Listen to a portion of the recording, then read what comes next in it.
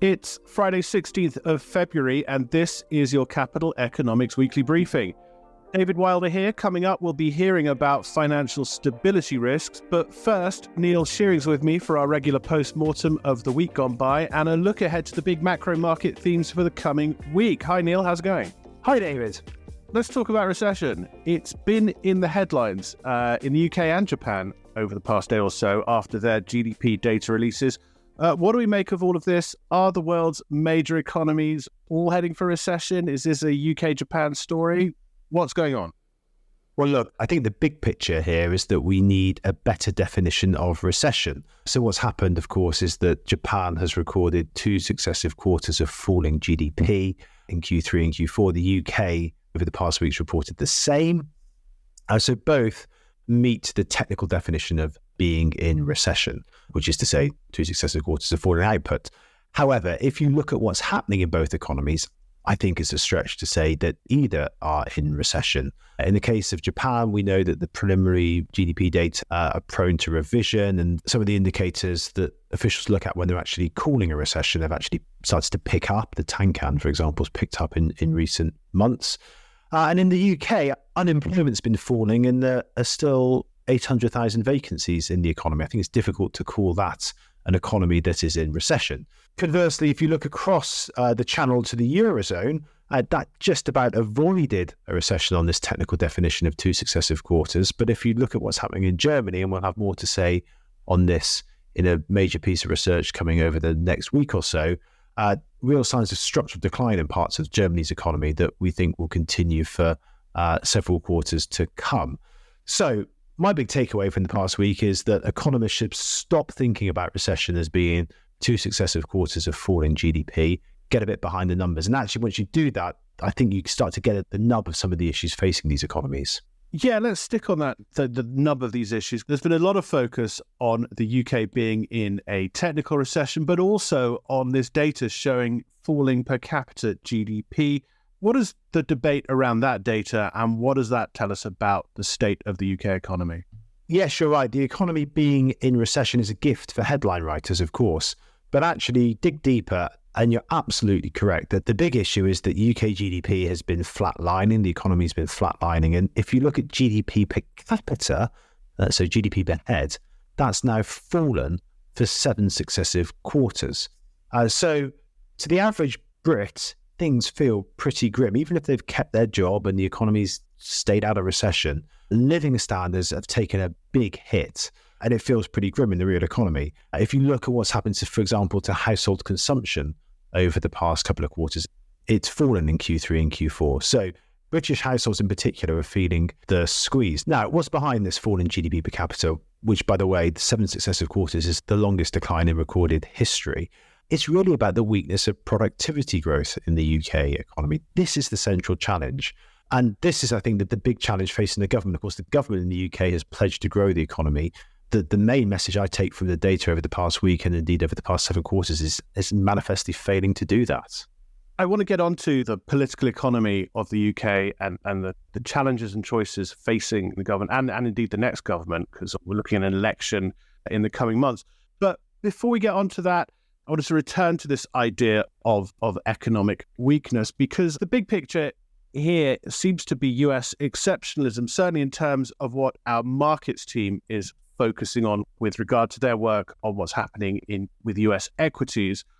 To what extent is that a macroeconomic story too? Well, I'd probably separate the 2 things out. The US equity market, you're right, is incredibly strong. But really, that's a story about the so-called Magnificent Seven, the largest tech stocks. It's about AI enthusiasm. And most of the firms that have been the focus of that enthusiasm are US firms listed in the US. And that's what's been driving the US stock market ever higher. We've written extensively about this. Our judgment is that this is an AI bubble, but that the bubble has further to inflate.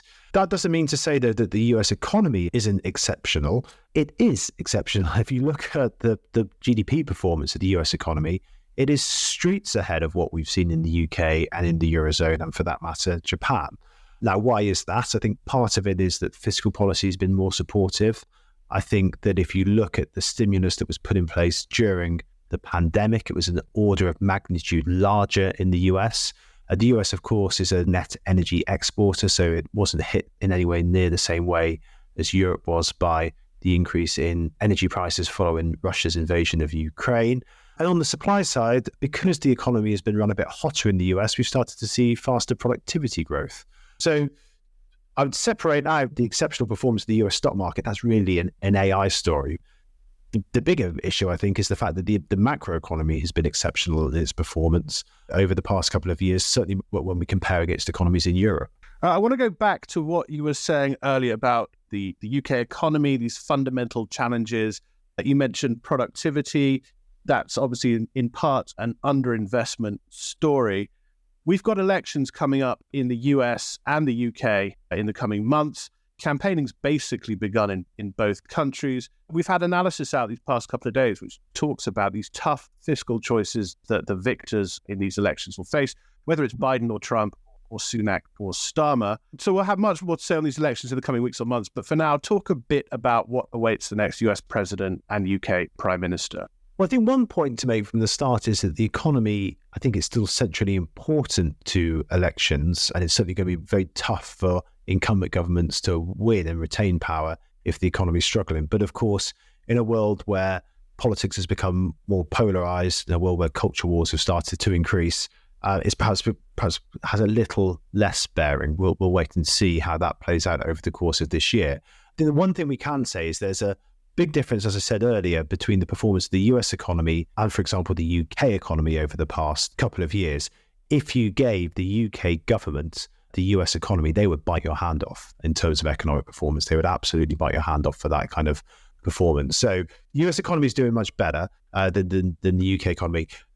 The similarities, though, I think, is that across advanced economies, if you look at what's happening in the public finances, there has been a substantial deterioration in fiscal positions across developed markets. So when you say what awaits the incoming governments, the incoming government in the US, whatever form it will be, I think will inherit an economy that is in reasonable shape. Inflation is going to be lower, but the fiscal position looks a bit troubling. So there's going to have to be some fiscal repair work. In Europe, you've got basically flatlining economies. I think inflation will be lower come election days later this year, but flatlining economies, low productivity growth, and also a fiscal repair job to be done. So the commonality across all advanced economies is the fiscal positions have deteriorated and there's some repair work to be done. The question, I think, for governments is going to be how to sequence that, how to pace that. We learned in 2010 that if you do that against a backdrop of weak private demand, then all you do is squeeze GDP growth. It becomes a self-defeating period of fiscal austerity. So sequencing a fiscal correction so that you don't kill the economy, but at the same time you reassure bond markets, you don't need to create a bond market meltdown, is going to be quite challenging, I think, for governments on both sides of the Atlantic. That was Neil Shearing on recession, inflation, and the reality of fiscal constraints facing the next leaders of the US, the UK, and in fact governments worldwide. I'll link to those two notes on the fiscal issues around the US and UK elections on the podcast page. Check out our dedicated US election page, which will be hosting all our key analysis on the vote in the run-up to November. In the coming week, there'll be new analysis on that page about what the Trump presidency could mean for financial markets, so watch out for that. And that Germany report that Neil mentioned, that will be out in the coming week as well, and we'll be talking about it on next week's episode. On the UK, we're holding a drop-in, that's one of our short-form online briefings to preview the general election on the 13th of March. I'll put details of that on the page. Read our election preview, attend the drop-in, and put your questions to Paul Dales and the team. There's another drop-in this coming week all about South Africa's budget announcement. The government there is under pressure to increase spending ahead of an election due to be held in the coming months, but public finances are creaking, and our EM team will be online shortly after the statement to take your questions and discuss whether Finance Minister Enoch Godongwana has held the line. That's on Wednesday at 10 a.m. New York, 3 o'clock London, 5 o'clock Joburg. If you're a subscriber to CE Advance, you get access to all our drop-ins as part of its total access offering. That also includes all our data and engagement tools for you and your team to get in direct touch with our economists with your specific macro market questions.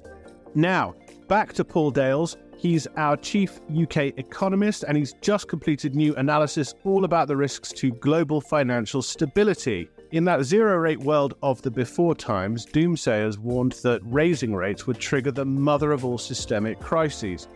That didn't happen. Rates have been jacked up to about 5%, and for the most part, all is relatively calm.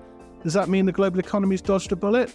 Paul's analysis talks through the risks of instability based on where we are now, but also explores the risks more generally in a higher rate world. I caught up with him earlier to ask about the risks we're facing and started by asking whether we have indeed dodged a tightening-induced crisis. Well, there has certainly been some pockets of short-lived instability. Those include the collapse of SVB Bank in the US, the demise of the European investment bank Credit Suisse, and the UK's liability-driven investment crisis in the pension sector. But there hasn't really been any major systemic event that threatened to take down the whole financial system.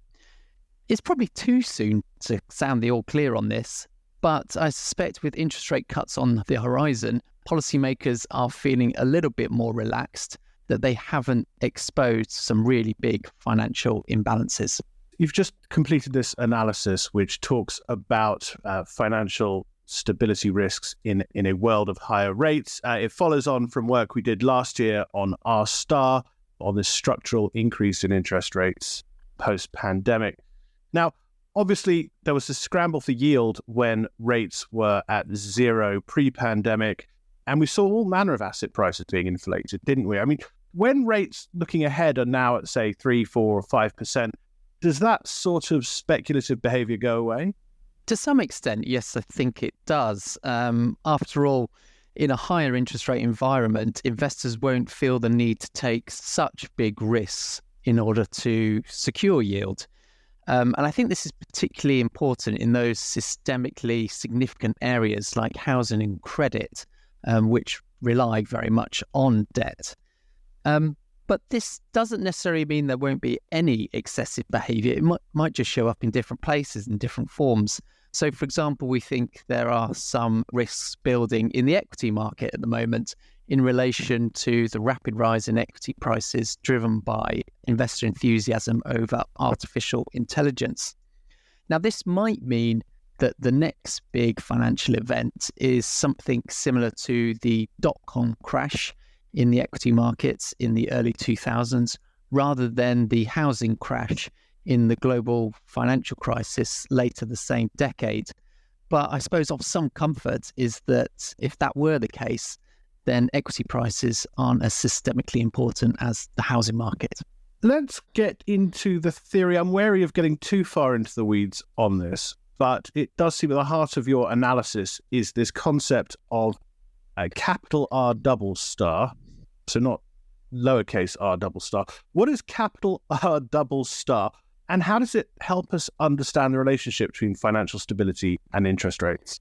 Well, the concept stems really from the theory of the equilibrium interest rate, or R star. And that's the rate of interest that would mean that an economy is growing at its potential growth rate and inflation is in line with the target. So it's the steady state or the ideal situation. R star star is a slightly different concept, but it indicates the change in interest rates or a level of interest rates that would trigger a financial crisis. So this theoretical level exists in all economies. And the concept is that if R star is a very big number, then policymakers don't need to worry about it because they can raise interest rates to achieve their inflation targets without having to worry about triggering a financial crisis. But if R star is a small number or a relatively low number, then there might be a situation where policymakers want to raise interest rates in order to bring inflation down, but don't feel completely comfortable doing that because they're worried they'll trigger a financial crisis. So it's this concept about how policymakers juggle their dual objectives of achieving their monetary policy inflation targets, but also ensuring financial stability. But it also relates to not just the speed with which interest rates rise and the financial stability risks around that, so much as the level. Is that right? You mentioned, for example, the LDI crisis, which seemed to be as much about how violently bond yields rose when the Truss Kwarteng budget was being rolled out, as to the actual level to which they rose. Well, this is one of the problems with sort of any such theoretical concept, is that it doesn't always apply in every situation. You can't really distill the economy into one very simple equation. So I think the concept of R star star can be thought about in a few different ways. One is the change in interest rates required that would trigger a financial crisis.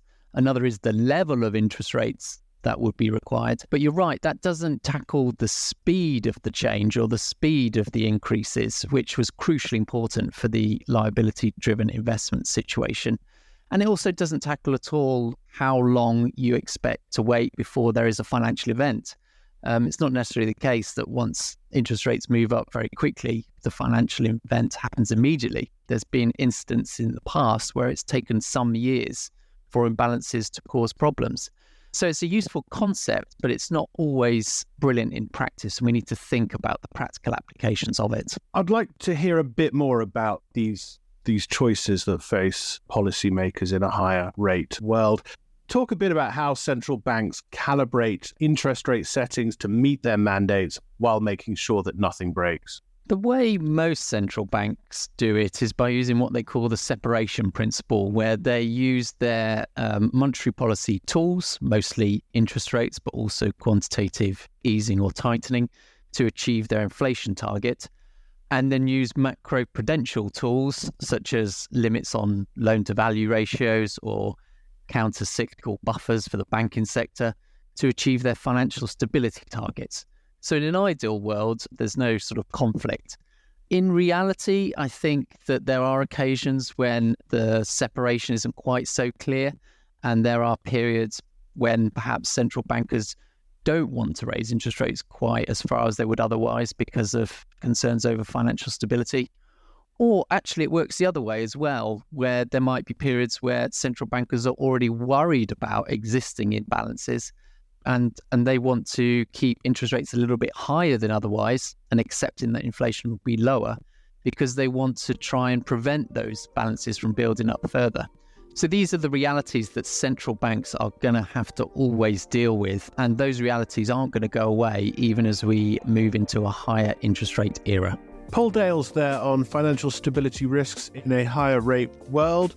I hope that conversation's given you a flavour of what's in Paul's analysis. He goes into much more detail in the report, including the theory, but also the practical applications. It's really important insight for the coming years and is a great addition to our large and growing body of work on R-star and the post-pandemic rate environment. I'll link to all of that on the podcast page, as well as all the other analysis and events that we discussed in this episode. But that's it for this week. We'll be back next week with much, much more on what's happening in the global economy and markets. Until then, goodbye.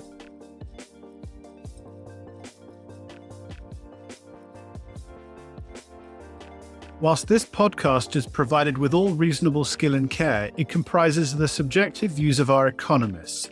Furthermore, these views are not opinions, nor do they constitute investment or financial advice, or are they guarantees or reassurances to the expected results of any investment products or outcome. You should seek your own specific advice in relation to questions you may have. We will have no liability to you in relation to this podcast whatsoever.